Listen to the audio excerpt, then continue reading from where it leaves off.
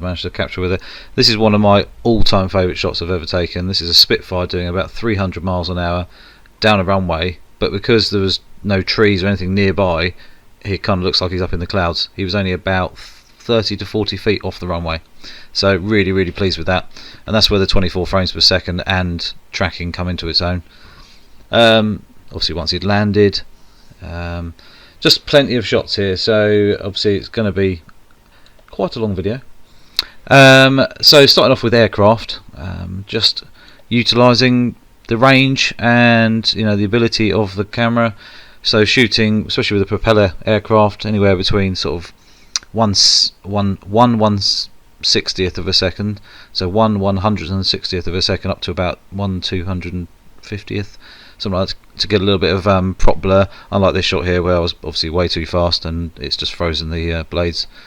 Shot like this one, obviously in the distance, but you can still see there's a little bit of prop blur there, so it just adds a little bit of movement to the shots. If you've got jets and stuff, it's not really a problem. Love this old, I think it's Dakota, isn't it? Just sat there on the run, well, sat on there on the grass. This is a place called Headcorn, so it's a little old Second World War airfield, which obviously does a lot of stuff. They do parachute jumps, and they've got some old vintage planes there like this that you can go in as well and do sort of experience days. So that was quite cool. But with the 600mm to play with, you can literally get super close to stuff and track. It just works. Obviously a rescue helicopter cruising past, and then obviously the Coast Guard. So in East Sussex, Kent area, there's plenty of aircraft flying around all the time, so you get to see plenty of things. And then even the big Emirates planes as well. And then Eastbourne Air Show happens every year, and they, in conjunction with Biggin Hill, I think, at the same time. So these jets randomly appeared. This is a really dull, crappy day, and I'm actually up in sort of the low clouds. So the fact that the RX10 locked onto these guys that were cruising quite quickly and very low, I was quite impressed actually. It worked really quite well, even though I literally had a second to turn the camera on, turn around and went, oh my god, there's a plane, or two planes. This shot here, looking up through the cloud, so that's why it looks noisy. So it's not really noise, it's actually the cloud. So you just sometimes you presume it's noise, but actually it's not. It's just textures and things coming through where obviously it's not really possible. Another just normal plane really in flight, and then up in Manchester Airport, planes coming in and out, and just showing you the kind of range you've got. So that's wide angle to zoomed in as one's it's taken off actually. Different parts of the plane. So shooting f4 to f5.6 thereabouts. Obviously quite a fast shutter speed. Not really going to look too much, but you can see it's very sharp and it's just works. I mean, I'm really pleased at how this camera works. I know I'm probably repeating myself a lot, but just having this range with the quality that you have compared to sort of compact cameras as such, with some of the compacts have got 720mm equivalent lenses, but they really don't have the same kind of class of lens. This is a memorial flight with the Dakotas flying over to Dunkirk and everything earlier in the year. Unfortunately, I was in one of the highest points of Sussex, but they didn't fly quite close enough, so they're a good mile or so away from me, unfortunately. But I still managed to get a few shots, and this is just a nice memory, if anything. A bit of an eye-opener. So there's all the planes in a line, and there was loads of them. But, and it chucked it down with rain about 5 minutes after they sort of flew past. And then back to Eastbourne Air Show. Planes flying all over the place. But this is where I was watching other photographers with large 600mm lenses, 400mm lenses, moaning and aching, and some obviously they're handheld, because you generally can't really get the angles you want. So you could see people struggling with the hands. Some guy had a wrist strap on, and I'm just stood there with basically a 600mm f4, capturing stuff like this with ease. I had 3 batteries in my pocket, used 2, and shot loads of shots. The only thing is when you fill the buffer up. So if you do a 10-second burst watching something, you have to sort of slow yourself down or put the burst rate down a little bit to sort of 10 frames a second sort of thing. Otherwise you're filling the buffer up so fast. which is the only restriction really with the Rx10 Mark IV. If it's fully buffered and then you want to do a little bit of video, you can't, because it's still obviously recording to the card and you've kind of got to wait, so it slowed me right down. Love this shot, the way the plane's cruising past, but you don't know where they're going to go, so you can't lock your position. You've kind of got to pan with the plane, so that's why you get one blurred and one not. But yeah, that's the only real downside of the Rx10. There's two things that really, not really bugbears, but basically you can't zoom in and out whilst you are autofocusing, which would be nice if you could. Like, you know, if you're using a DSLR or the A7R4 with a I don't know, 70-200 or something, you can literally just zoom in and out as much as you like whilst you're still autofocusing. But obviously the Rx10 you can't. So, but luckily, because you've got one of the fastest autofocusing cameras in the world, that you can literally let off your finger and just zoom in and out and then refocus again so quickly that you miss hardly anything anyway. So it's not really that much of a problem. It's just the data rate transfer to the cards. So like I say, you could be shooting 10, 20, 30, 40 shots of a plane cruising past, and then you think, oh, I just want to get a bit of video, and you just can't, because it's still offloading to the SD card. So that's his real Achilles heel there, a couple of little things. Other than that, it's an awesome bit of kit. As you can see here, the shots in good light, absolutely amazing. Lots and lots of planes, and like I say, most of these videos I do are, if I can help someone, I'm really happy that fact I've helped you, or may help you make a decision on what camera to buy next. Any technical queries and things like that, I'm always happy to help. But these are memories for me. These videos from my family, friends, whatever, maybe to look back on in years to come. You know, it's just things that I've been doing, and it's obviously a passion. So, you know, anything like this, otherwise they sit on a hard drive doing nothing sometimes. You know, you do it because you love it, but who's going to see them? We don't really print as much anymore as we used to. But things like YouTube are an amazing tool, Facebook and all that, you know, that sort of stuff is an amazing tool that allows us to you know, show our work, and some of the captures that we've managed to capture, and think, I'm never going to see that again. You know, so, you know, there's lots of things that the reason why I do it, but you know, if I can help people, and I'm hoping I've made a difference. And I've got some lovely comments, so thank you very much for people who have watched in the past and who are watching now if you've not seen my videos before. I know I'm very amateur at the video making thing, but it's not really I'm not a movie maker, I don't script anything, I'm literally just speaking off the tongue right now. So it's a case of, I know I say a lot and things like that, but I just want to show my work, and hopefully people enjoy it, and like I say, hope it makes a difference to other people's enthusiasm towards photography. Some people put the camera down, and you know, they struggle to pick it back up again because they maybe lose a little bit of incentive to get back out there with the camera. But you know, when you're capturing stuff like this, it's just an awesome thing to remember, you know, especially sort of into summer, spring, autumn, winter, and all the different seasons that we have, depending on where you are in the world, obviously. But the fact you can capture some amazing images, but it's all about getting up early, making, you know, sunrise, sunsets.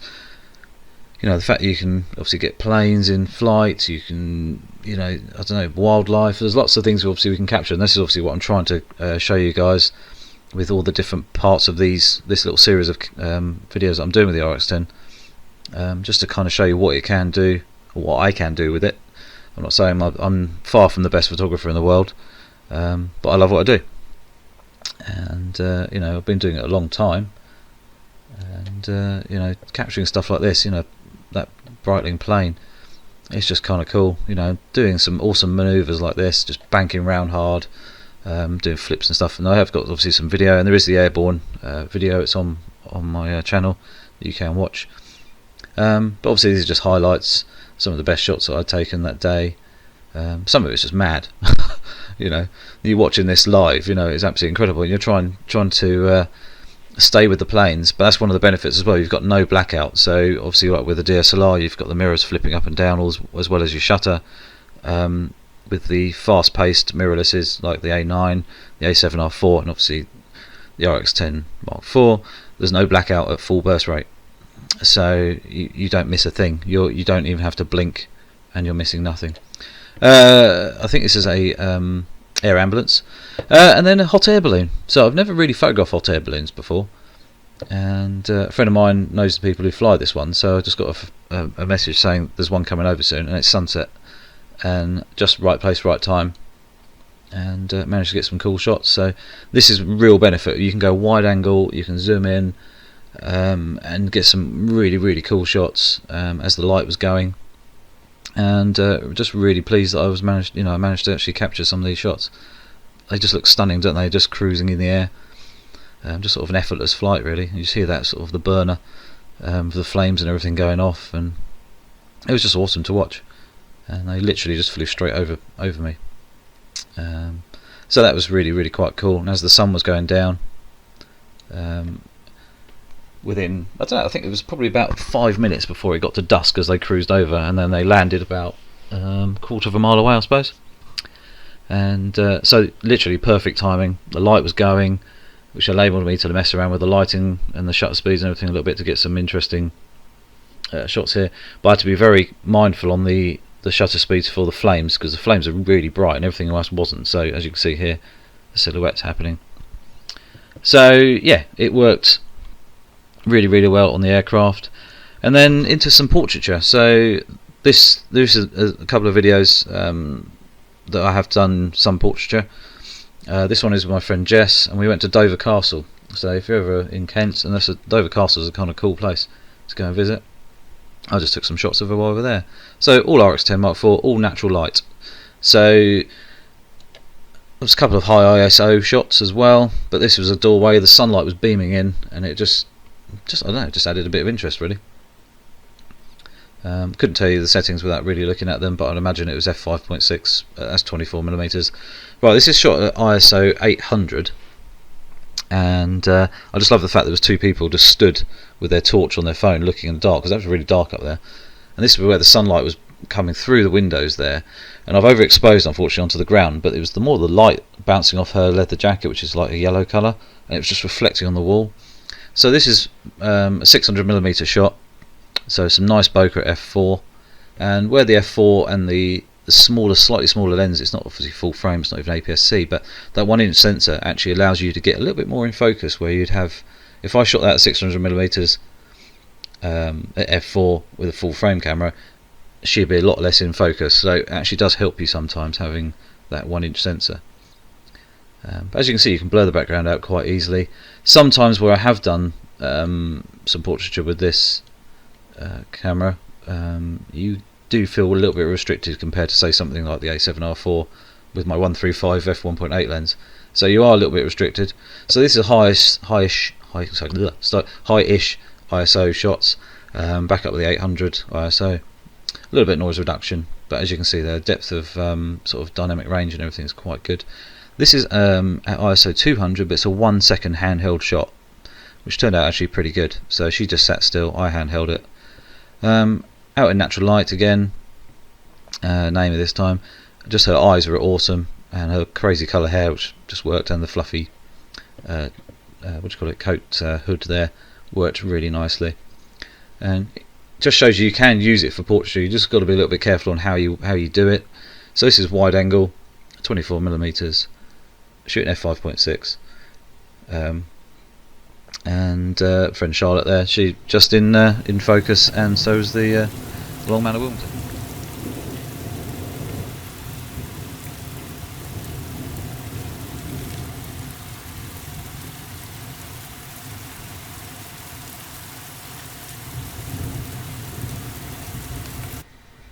So with some lightning now, so long exposures, anywhere between ISO 100 and ISO sort of 640, I think, worked pretty well. It's quite difficult to capture. So we had this mad storm one night, and I thought, I wonder, I was getting some shots like this, actually no problem at all, I wonder if I can shoot slow motion video of some lightning.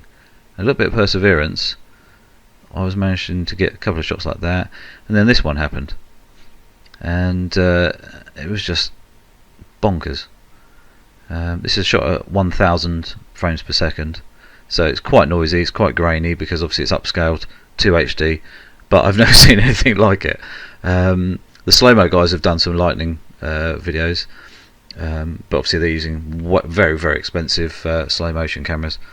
But I was just pleased that the fact that I could actually do it. Absolutely mad. Just to be able to capture, that sort of thing was really cool. But yeah, so shooting high ISO, long exposures, and these are at, this one here is at ISO 400, slightly long exposure. This one is ISO 1000. So actually I'll show you in a minute, because I've actually thought, because if people aren't going to believe me necessarily, so what I've done is here I've put the Rx10 image number there, and then over, this is in camera raw, you can see there ISO 1000, 30-second exposure, f2.4. Just wanted to show you the fact that it can happen, it can look pretty good, and that's straight out of camera. So it does look pretty good. This is another shot here, so you can get star shots, you can do some low light. It isn't as good as something like the A7 III or the A9, but unless you're pixel peeping or blowing the pictures up to like A0 or whatever, you're not really going to notice. Another highish ISO shot here, it's ISO 5000 actually, and that's the RNLI boat in Hastings, looking right across the beach to it at 600mm. And then I thought, well, let's go around the town in Bexhill and do some long exposures, sort of f16 30-second shot exposures, lowish ISO, so anything between sort of ISO 100 to 400. Messed up a couple of shots here, like overexposed the lights in the bus shelter. Well, it's like a storm shelter kind of thing, so that you can hide under if it's chucking down rain. The ice cream parlour was quite cool. The sun had gone. You can actually see the stars up in the sky there, and it was after dusk, but obviously the exposures are long enough to actually bring back a little bit of blue sky. But it had been dark for about half an hour or so, but you can see the stars up there. Another shelter here, lit better. This time I actually got it right, but no one's perfect. It's all experimentation, and obviously you just do it because it's kind of cool. So a little bit of light trails there with a car going past, but as you can see there, little flickers of light, and that's actually LED daylights that are flickering. Obviously there are refresh rates on things. My ball's up here, left hand side, the tripod shadow, but that's down to street lighting. Handheld shot, ISO 6 or 800, something like that. Looking at the car at Tesco's car park, and then on to some surfing. So just trying to give you a different, just different things, and I've done plenty with it. So the benefit of this big lens, the fact that you can actually pretty much be there with the people doing their crazy stuff, getting hit by waves and stuff like that, and I'm not even getting wet. So it's kind of good for me, and they're getting some cool shots that they look back and think, bloody hell, that was mad. We don't have the ridiculous waves over here in England, not compared to some of the places around the world where the surfing is insane, but at certain times of the year the waves are pretty big, 6 or 8 feet high sometimes, even maybe slightly bigger, and still managed to get some kind of cool shots like this, and a guy jumping in, which I thought was a bit mad. But it's having this camera just allows you to capture stuff like this, where I could be messing around changing lenses, but I don't really want to change lenses in this kind of weather. The spray that was in the air was incredible, so you're constantly wiping the front end of your lens element. So if you're gonna, if you had a different camera, you take the lens off to swap it for a bigger one or wide angle or whatever, you're just going to get crap, salt, spray and everything on the sensor possibly, so getting shots like this is just really cool, and the fact that you don't have to swap lenses or change cameras or anything like that, it just works.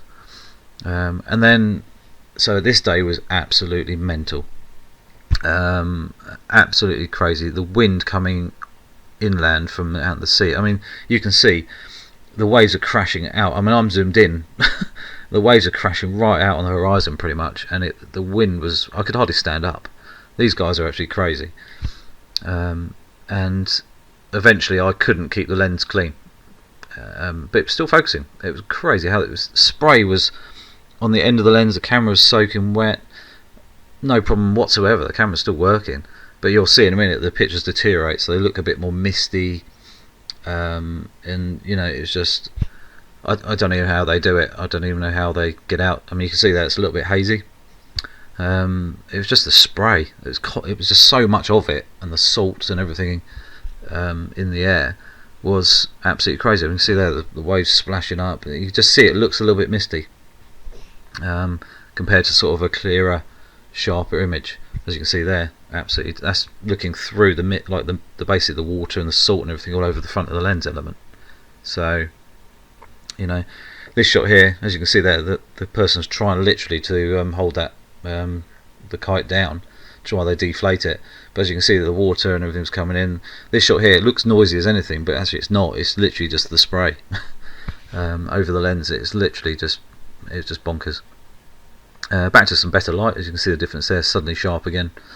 Different day, different place, but you can see big waves crashing in. But it's amazing. It's great fun watching these surfers and kite surfers and people like that doing these amazing things. And you know, if we're capturing these kind of shots, you know, for them to have, and you know, even if you just give them to them as, you know, just as a gesture, it's awesome, you know. And you know, capturing stuff like this, you know, that things you might not ever see again, you know, and it's just brilliant. The lighting was nice this day, you know, so there's nice and sunny. The water didn't look too brown because it wasn't. Sometimes especially in the UK, southeast anyway, we get quite a bit of mud swirl up and sort of misty sand, so you end up with sometimes it's a bit brown. But actually, it was looking not too bad that day. But capturing stuff like this is just it's just mad. But yeah, no, so it's really, really good. The fact you can literally, because you've got 24 frames a second, usually up to that sort of speed if you want, you can just burst, shoot, and then go back later and pick the ones you want, like this one here where you completely disappeared. This shot here was quite cool, so fastest shutter speed, get some cool silhouettes, and then just sitting there waiting for the wave. It was quite cool. And this shot's here is sort of, I think they call it carving, when they sort of turn. You can see the spray coming off the board up the front end, but the spray coming up as well off the back where he's actually turning into it. And yeah, it just was really, really cool. I'm quite high up, so I'm actually looking down on him, but like looking over his shoulder as he's swimming back out, you know, it just allows you can't do this with a 70-200, you know. And I don't know where he went. He did come back up. I actually remember this. He actually got whacked big time and he disappeared. The board sort of flew off, obviously attached to their feet, but he did come back up. And then just some cool shadows and things like that. And this shot was one of my favourites, with the long shadow and the big spray and everything. It was it was quite cool. Right, guys, that's just another video. Hoping that it's a memory for myself, and you know, if it gives people some inspiration to get out with the Rx10 Mark IV, any other camera you have, it doesn't matter what it is, taking photos and anything like that. So don't forget to click the subscribe button, and obviously check out some of my other videos, and obviously click the little notification bell, and don't forget to like the video if you liked it, and any comments if you're thinking about buying a new camera. If it's a Sony one, I know pretty much most things about them. And if you're coming from like Canon or something like that, or Fuji or whatever like that, you need a bit of advice, I'm happy to try and help. There'll be another part coming soon. I'm just trying to sort of go through 2 years worth of snaps basically from the Rx10 Mark IV with all these different things I've done with it, just to see and just to kind of show you what it can do. As an all-in-one camera, it's one hell of a bit of kit. So anyway guys, I shall see you soon. Thank you.